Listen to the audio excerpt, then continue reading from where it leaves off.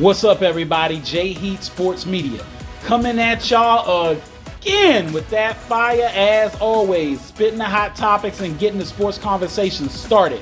Y'all know what I'm talking about: football, basketball, and boxing. Let's get into it. So I want to finish out the top boxers in the world going into 2024. Hopefully you've been checking out my videos. If you haven't, make sure you get to them. Been doing the countdown. Started with 21. I said it was real hard to just break it down to 20. And even my 20, people gonna have some disagreements with. I understand. It is what it is. It's my opinion. There's so many great athletes and boxers and skilled ring IQ guys out there. But I gave you my 21, so check it out. I'm all the way down to the final 6. I didn't make it the final 5, I'm at the final 6 because it's real hard again for me to come up with just 5 guys for the top 5 best fighters in the world. And I'll explain. At number 5 and 6, put them in whatever order you want. I'm going to go with 6 being Dmitry Bivol, or Dmitry Bivol. I've said before, he's got one of, if not the best jab in boxing. The snap he comes with his jab is like a jackhammer when he's bringing it to the guys. And he sets up the right viciously, usually beats his guys down to the point where they can't do anything but try to play defense against him. He hasn't knocked out all of his opponents, granted. His knockout ratio isn't super impressive, but you can see his power is respected. His ring IQ is great. He showed that against Canelo Alvarez. That was more than just a size difference. He outboxed Canelo. But for him to get into the top 5, I really need to see him fight Arthur Beterbiev. Beterbiev is my number 5 pick. Beterbiev, 19-0, 19 knockouts. He beats guys down with intention, constantly delivering power shots. He does use his jab. He has a chin, and usually guys submit. Not usually, always, because he's knocked out every opponent. You could put him and Bivol in 5 or 6. I got Bivol at 6, Beterbiev at 5, because Beterbiev has 3 of the 4 major belts, and Bivol only has 1. So we'll see when they fight what that does. One of them will catapult higher, either to 5 or even higher than that. Can't wait to see it. It's got to happen in 2024, in my opinion. At number 3 and 4, same thing. At the heavyweight division, we've got Orlando Usyk and Tyson Fury. Tyson Fury, for a guy that's 6'9", with the longest reach in boxing pretty much, you would think you're talking about a guy that's going to come at you with power and beat you down, but he's slick. Uses his jab, his head-to-head motion, his side-to-side motion, very good. Decent footwork, very elusive, beats you with punches and bunches.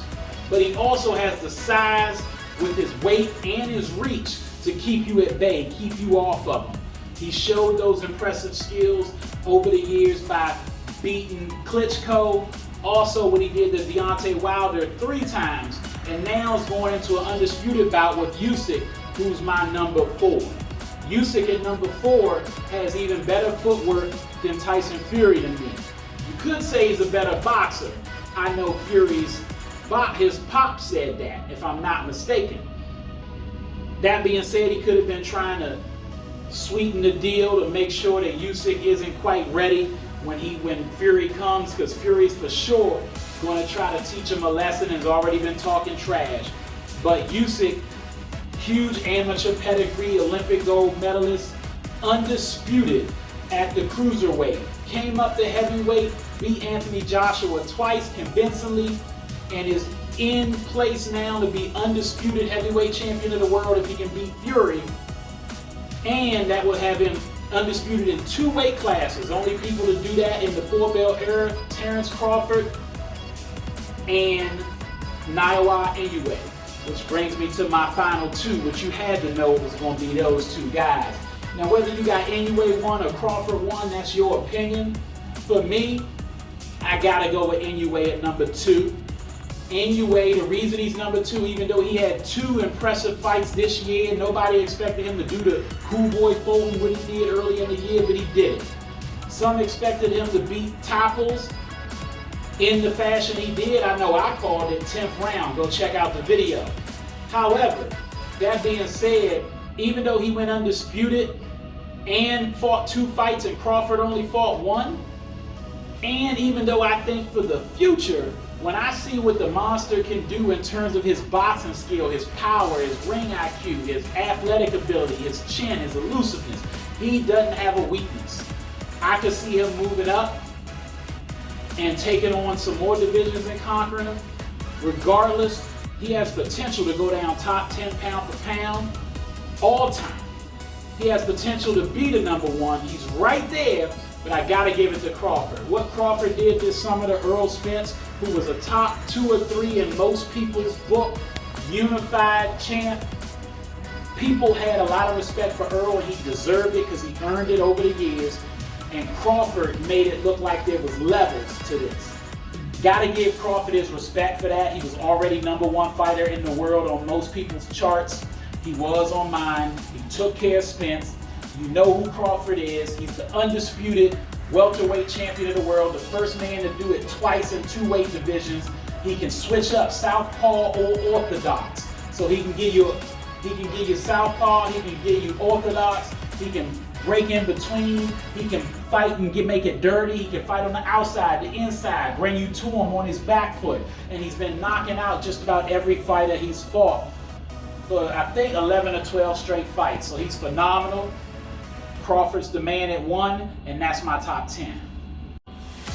All right, that's all the time I got. Y'all know what it is, and you know who you looking for. J Heat Sports Media. Remember to like, subscribe, or get at me in the comments. Let's go back and forth. Let's talk about it. Let's get these subscribers up to 500. Appreciate everybody out there that's supporting. Hopefully y'all enjoy these videos. You know where to find me. YouTube, Instagram, X, and TikTok.